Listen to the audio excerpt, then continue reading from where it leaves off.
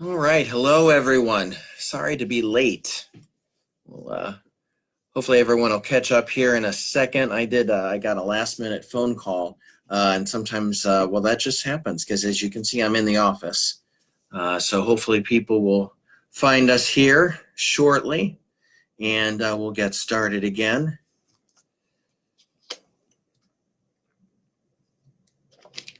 All right, welcome everyone. Let's see, get used to. Here we go. Well, welcome. Good. Sorry I'm late. As you can see, I'm in my office. I've actually been in the office a good bit today. We're just trying to, you know, trying to get everything kind of started again and being responsible and, trying to figure out, of course, the bishops have, given us a date of, the end of May for resuming masses. So we're trying to figure all that out. And there's just other things going on, in the life of the church. It's time of year to do different things. So, we're looking at budget and all that type of thing. So we had a meeting on that earlier. And then looking ahead for a new school year and looking ahead the next couple of weeks. Brian and I met about what opening up for mass might look like, and so it's been a little bit of a busy day. So this might be a little bit of a shorter time together, but we'll do this and have some catch up times. It's been a few days. Like I said, so that's kind of the catch up on what's going on as far as life in the parish. Like I said, I'm here in the office again. It's a little bit strange, so we're coming in case you're worried, we're coming in, not everyone's here. Today, just a few people were here. Scott's been here a lot. Our Scott Hungler, our business manager, he's had a lot of work to do over these last couple of months, just making sure everything is going along and people get paid and trying to figure out how we keep the place going. He's been doing a lot. I was here today, of course. Some of our finance council was here today, one or two of them. So it's been a little bit busy, which is all good. So we're just trying to, get things going again and figure out how we do so responsibly and safely. Nothing to announce today. Brian and I actually just finished meeting about half hour ago, and so we're just trying to get our heads wrapped around all of the different issues that we have to consider. So, like I said, we're looking for the first Sunday Mass to be the weekend of the 30th and 31st. That's going to be Pentecost weekend. And then the Archbishop has said we're allowed to have daily Masses starting on the 25th, which is Memorial Day, which is a little bit of, I don't know why he picked that day, quite honestly. So it probably won't be that day here. It might be a little bit later that week. We might kind of do a very soft opening. We're kind of doing a soft opening on Pentecost. Those of you, if you have ever opened a shop or a business or anything like that, you'll have your grand opening. And that's the big, huge welcome, new shop, a lot of times, or restaurants. A lot of times they'll have a soft opening, which means they're open, but they're just trying to get the last bit of the bugs out. I remember years and years ago, maybe some of you would remember a restaurant that used to be around here called the White House Inn. It was over on Millhauser Road, well before all that Union Center stuff was there. I worked there as a kid, as a teenager, and I remember very clearly we had a couple of nights where we were open, not to the whole public, but to the different people who probably some of the construction workers who had renovated the house that was in, people who were supporters, things like that. I remember my parents were there one night. They knew the owners. and I was going to be a busboy. That was my very first job, and I remember that very clearly. That was a soft opening. Then we opened up to everyone, and it was the Christmas season. Which, if you're running a restaurant, I don't know if I'd just on the craziness level. I don't know if I'd open at Christmas time. That was just nuts. Although I remember that with my 16-year-old experience. I don't know how I'd feel about that now as an adult, but that was the soft opening.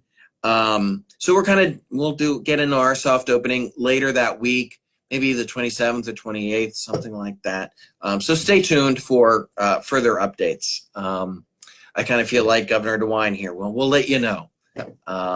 So that is the one update here. A couple of you have mentioned you liked that restaurant. You probably waited on me. That could well be. That was my first job. I was there. That was November of 1989, I think, when they opened up. I was there for about a year and a half, and then I came back summer of 93 as a server while I was in college. Came home for a summer to do that. So, yeah, I liked the restaurant too. We went there, my family and I, we went there for years, all the way, the whole time it was open. It was open a good 20, 25 years. It's kind of sad to see it go. I really liked it. But change is the only constant that we have, I think, in society. That's really all I have today. I'm just thinking, I know what I was, as we look forward,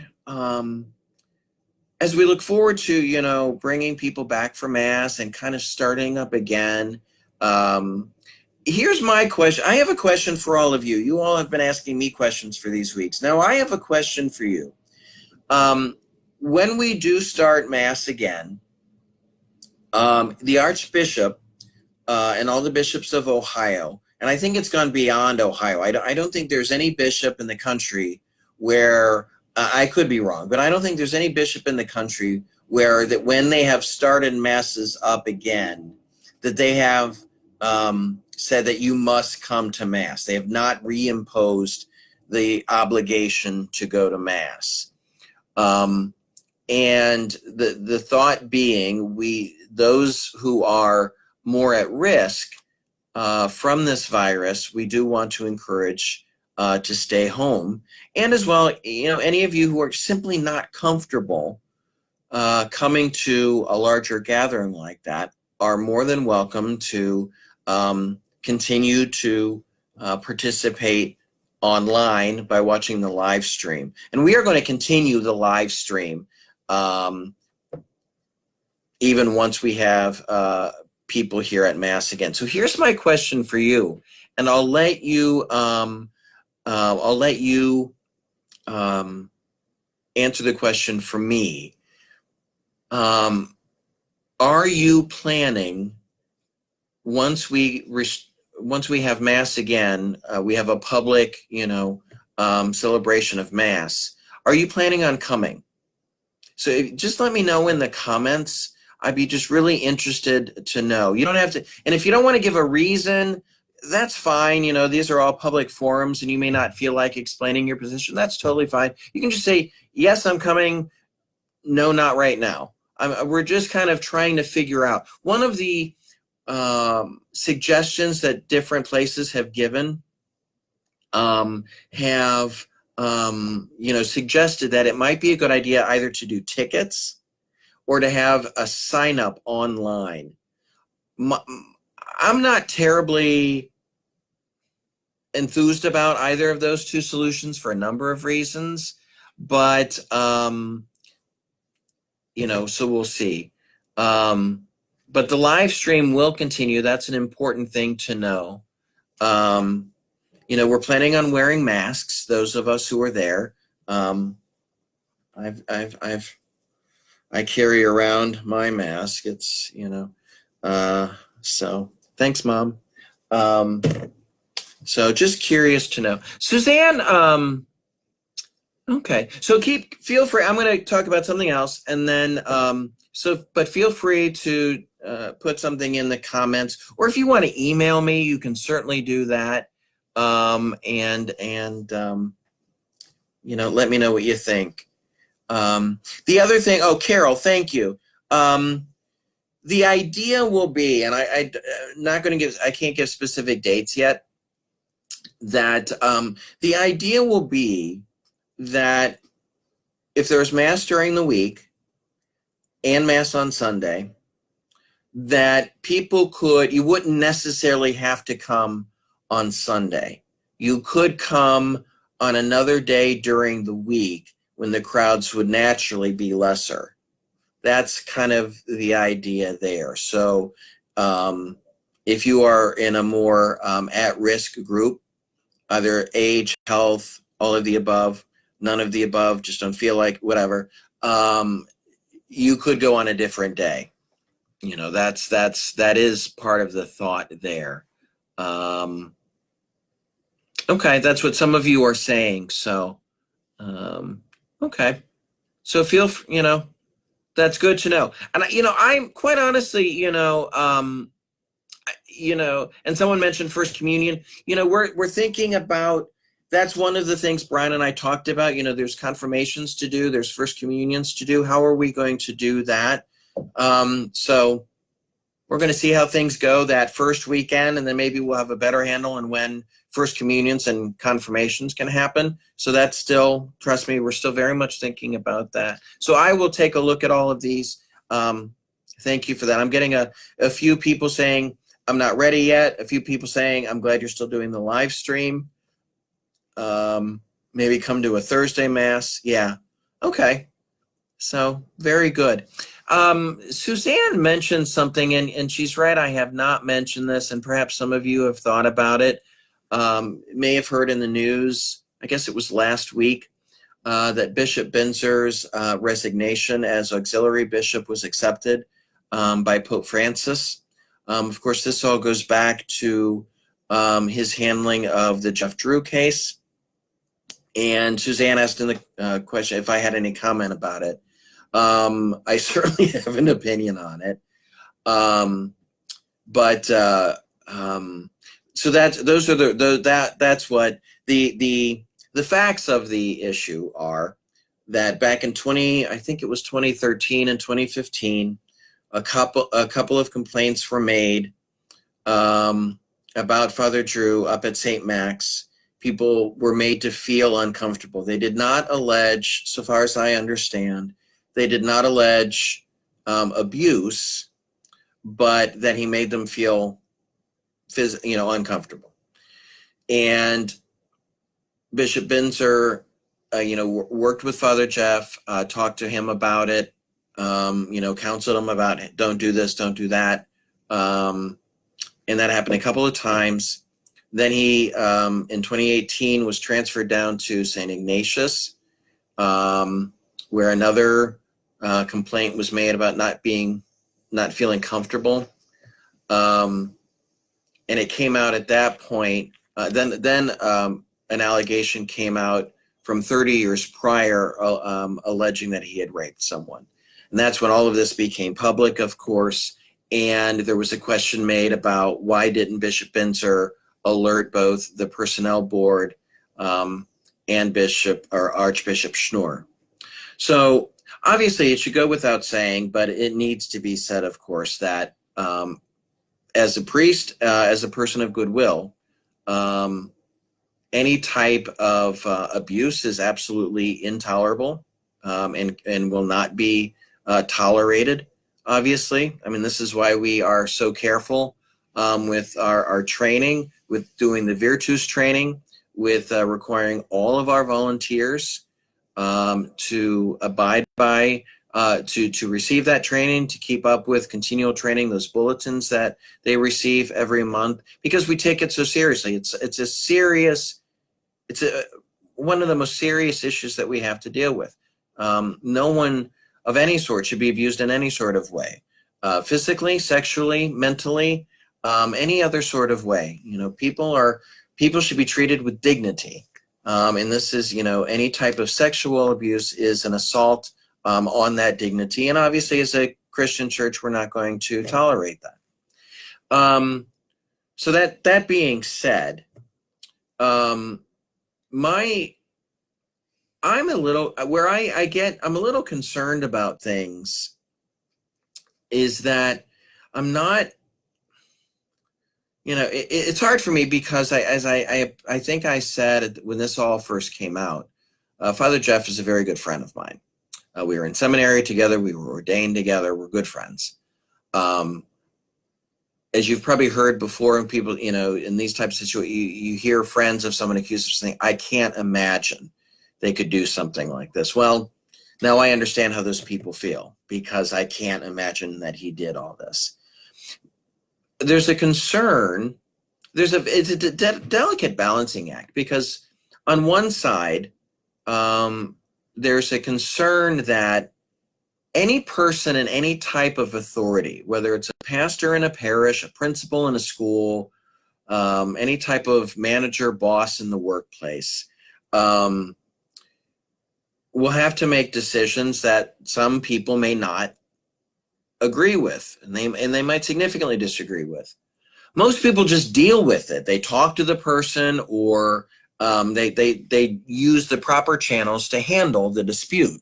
Not everyone does that, though, and this has become a very convenient way for if people don't like a particular priest. It's a very easy and effective way to get rid of them. And I worry about that. Trust me. I mean, I'm in the position, and I worry about what that could look like, what that would mean for me. Of course, you're always balancing. You also don't want to create any type of situation where people are made to feel uncomfortable or anything worse. So it's a balancing act. So I kind of wonder if Bishop Binzer was made to take more responsibility than he maybe in justice should have.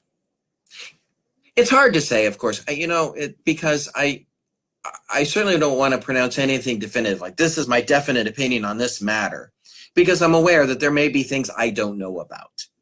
Do I know the entirety of the personnel relationship between Bishop Binzer and the whole archdiocese? No, of course not. So I none of this is meant to be, definitive, this is what I think is the truth. I'm not going to say that.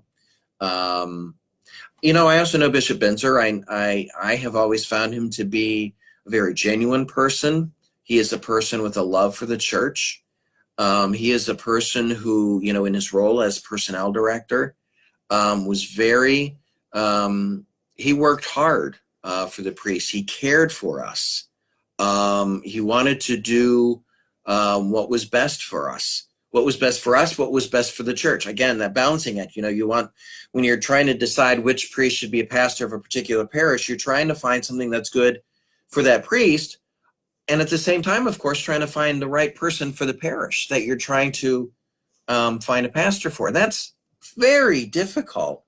Even in the best of circumstances, even if you have as many priests as you could ever want, it's not easy, because what if you put the wrong person in the job? Or what if a person seemed like a good person, a good fit for the position, then turns out not? And then you're dealing with people's faith, their parish life. That's a huge responsibility. And he worked very, very, very hard to do that well.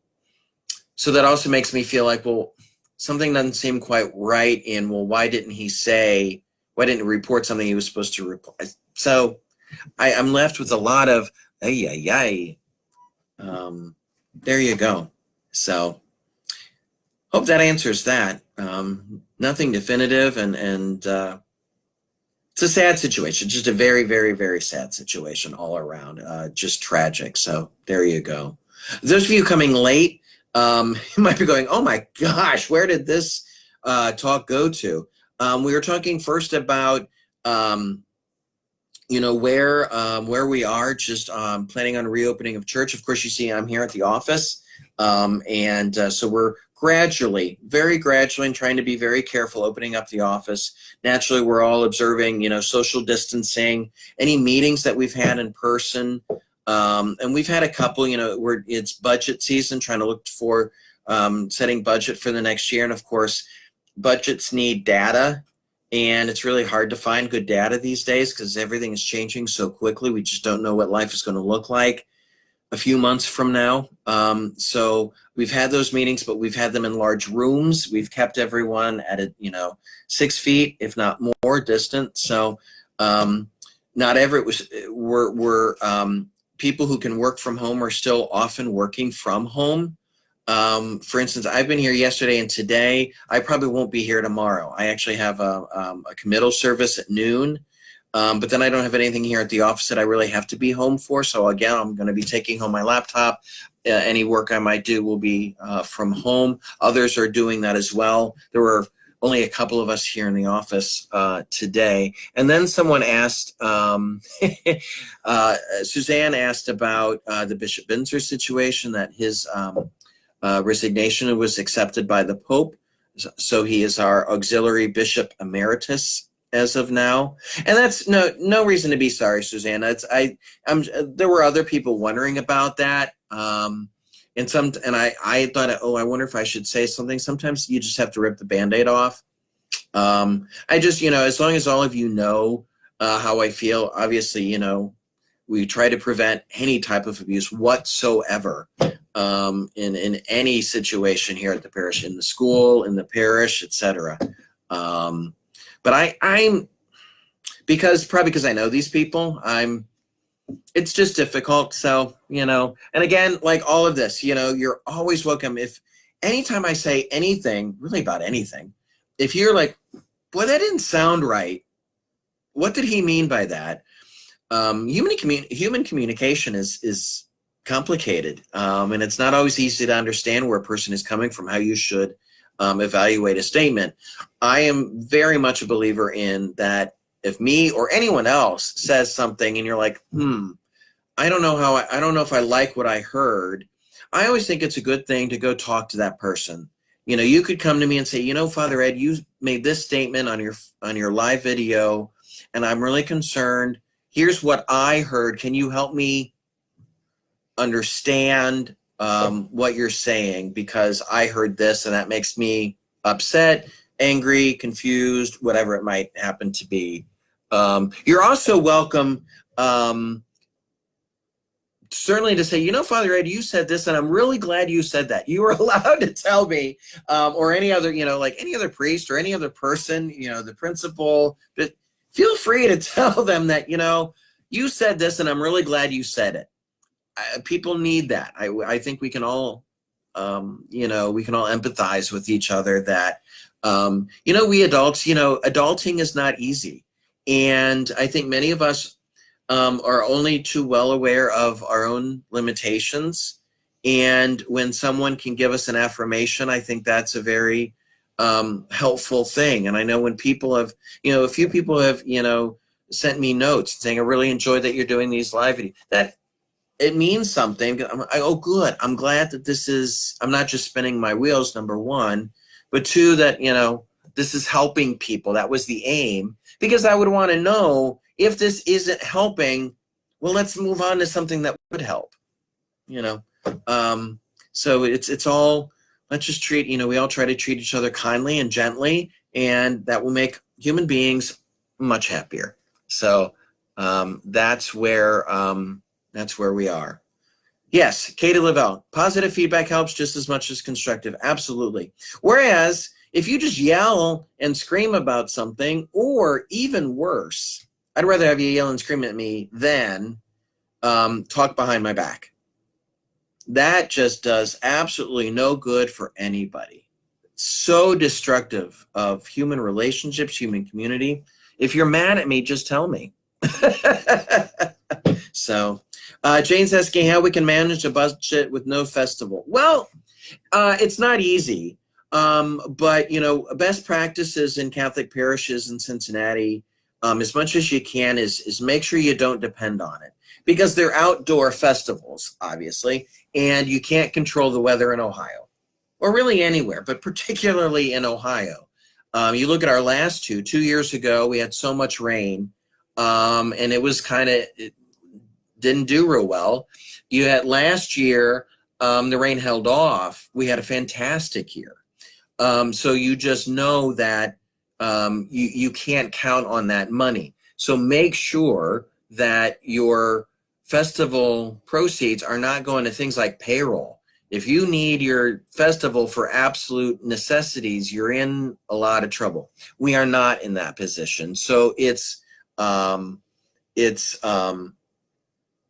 it's a difficult thing to be sure, um, but it will mean more for us that we're not going to do very many extras.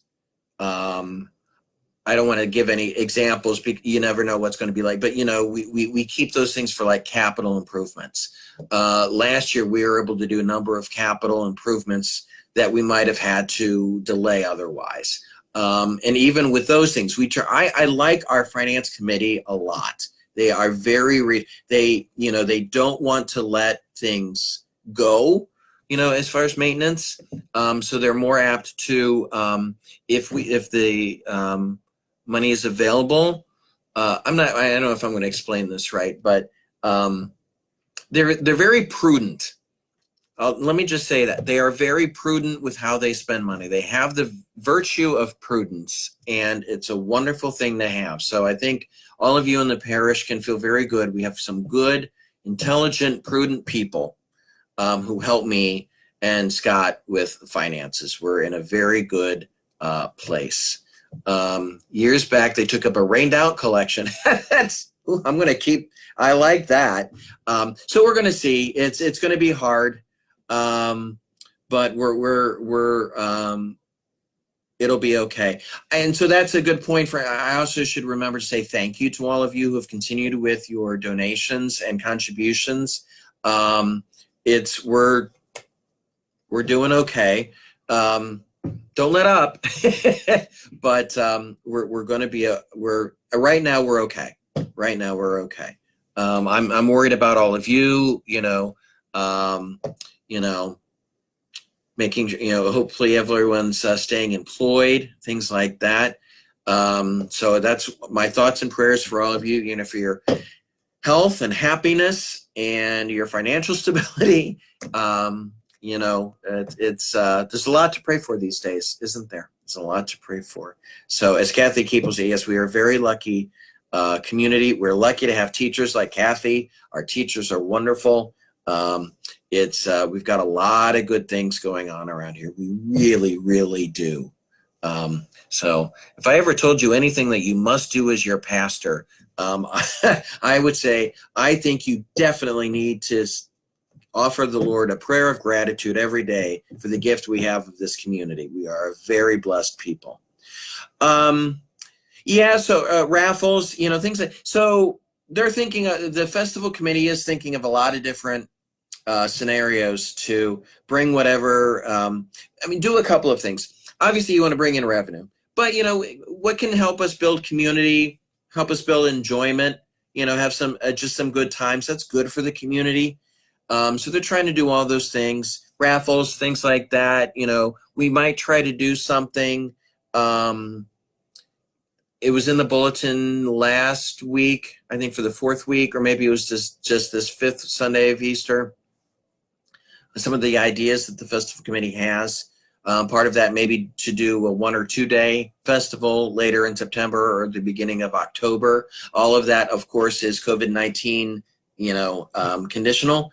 We'll see where we are with all of that. Things are beginning to open up. I'm very interested as a pastor to see what happens. Things are gradually opening up. Like retail stores, I think today are able to be open under certain circumstances or with certain, cautions. We're all supposed to be wearing our masks when we go into to a place. And, I think that's, to me, it's such a simple thing to do. I don't really understand why some people, and it's probably a small minority, some people are so upset about that.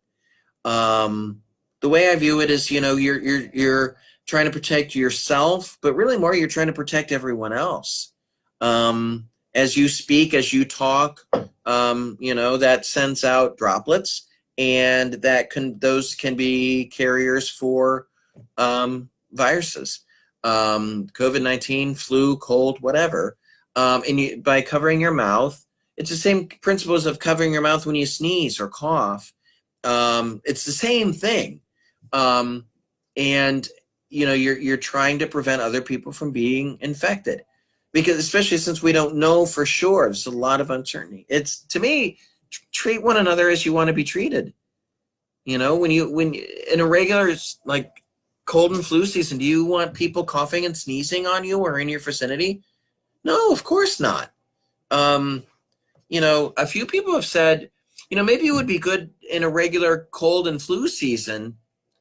Maybe if you're feeling a little sniffly and maybe you're not quite sure if you have the flu or if it's allergies, maybe if our society would just adapt a little bit, and in those situations, it would be socially acceptable to wear a mask.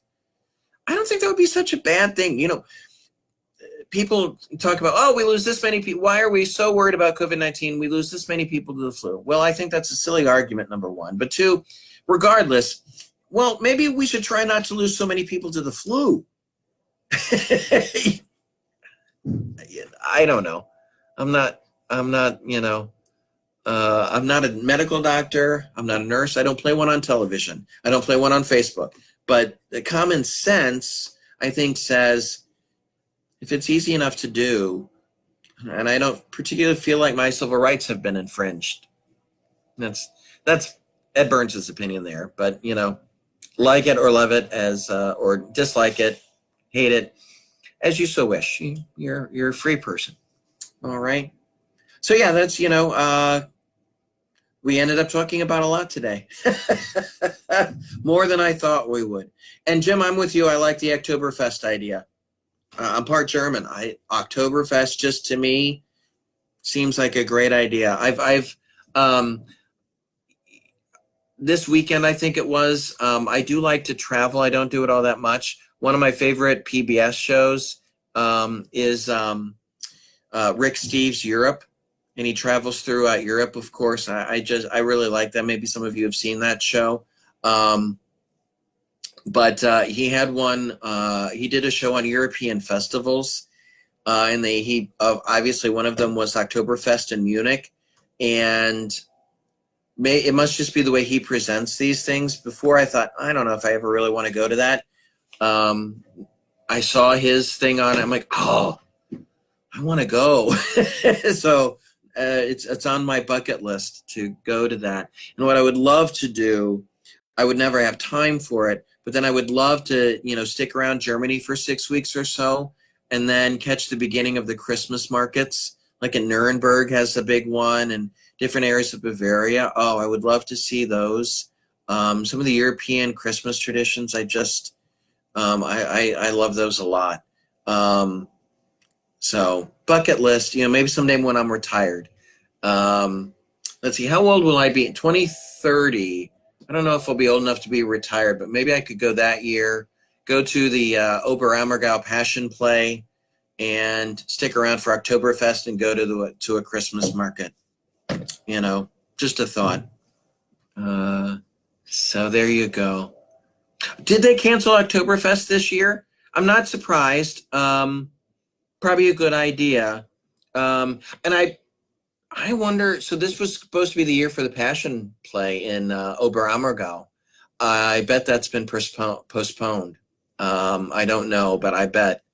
Maybe I have another chance to go next year. That's on my bucket list, go to the Passion Play in Oberammergau. I've been in the town of Oberammergau, but it was during an off. It was 1989, so a long time ago. Back when I was just a wee lad. I could host a tour. Okay. There's a fun poll question for you. Those of you who came in later, I did ask people if they were planning on when mass resumes again in person. Are you planning on coming? Are you planning on waiting for a while? Are you planning on maybe instead of coming on Sunday, coming on a weekday? Feel free to email me or to leave a comment. But that could be another. Obviously we do the music tours every 5 years or so. But if I did one on like the 2.5 year, so we like split them, in 2020 and 2025, Ryan does a tour. Then I did one on 2012 or 2013 in between. Would that be something people would be interested would you do that? I don't want to, the music group has their thing. I don't want to impinge on that, but I like to travel. I'd like to go to Europe. I'd like to go back. I think the two, I'd love to do a tour to Rome and Italy. Maybe to Germany as well, but I also like to see, like Ireland and England. Those would be some that I'd be interested in, or the Holy Land. And my mother's watching this going, oh, don't go to the Holy Land. I'm too worried. It's very safe, I think. But we've had those discussions before. So, okay. Michelle says, do a pilgrimage. All right. So, well, good. That's something, that's obviously not something we're going to start planning right away. That's several years down the pike. So, but I'm just curious as to know how you all would feel about that. So, and I'm interested to see where the tour will go, the music tour will go in 2024. France was last time, so interested to see where Brian wants to go. So we got to get through the COVID-19 business first, and then we can start thinking about all of that. Yeah, maybe you could go swing back through Paris, and maybe by then Notre Dame will be open again. Might be a little too quick, but that would be sweet to go back to that. All right. Well, I think that's a good show for the day. Good video for the day. Thanks for joining us again. We've got a good group today. 50 some odd views. That's wonderful. I'm so glad this has been helpful to people. Oh, before I forget, I almost forgot. So the schedule this week. Tour the US. I like your thinking, Robin. I like your thinking. I want to do an Amtrak, through the Rockies. I really want to do that. And as I say that, I hear a train here in Sharonville. Ha! It's a sign. So schedule for the week. It's going to be different this week. Will be Tuesday, Wednesday, Thursday. Each day is going to be at 4 o'clock. I'm not going to do a 7 o'clock on Wednesday. There's a schedule conflict. It's going to be a combo of my family celebration of both Mother's Day and my brother's birthday. So we're going to go up and have a nice socially distanced celebration on his deck. So that's tomorrow evening. So if we can do tomorrow at 4, we can still have this. And so today, obviously, but then Wednesday and Thursday, both at 4 p.m. I'll put a post up there later on this evening or tomorrow to remind you. But tomorrow at 4. And it is Wednesday, but it'll be tomorrow at 4. All right? All right, so thank you all for joining me this afternoon. I'm so glad, that we've been able to do this and that you have found it helpful. Why don't we just wrap up with a quick prayer. Patty Wally, Jake's planning a tour of downtown Sharonville, maybe even Ray. Sign me up. I'd be glad to go. All right, so let's end in a quick prayer. Our Father, who art in heaven, hallowed be thy name. Thy kingdom come, thy will be done, on earth as it is in heaven. Give us this day our daily bread, and forgive us our trespasses, as we forgive those who trespass against us. Lead us not into temptation, but deliver us from evil. Amen. In the name of the Father, the Son, and Holy Spirit. Amen. All right. God bless all of you. Have a wonderful rest of the day. It's a beautiful sunny evening. It's a little bit warmer, so go outside, enjoy the fresh air. It's going to be rainy late week and weekend, unfortunately, but enjoy it while it lasts. At least it's warming up a bit. So I will see you tomorrow, Wednesday at 4 p.m. All right. Looking forward to it. All right. Good afternoon. We'll see you later. Bye-bye.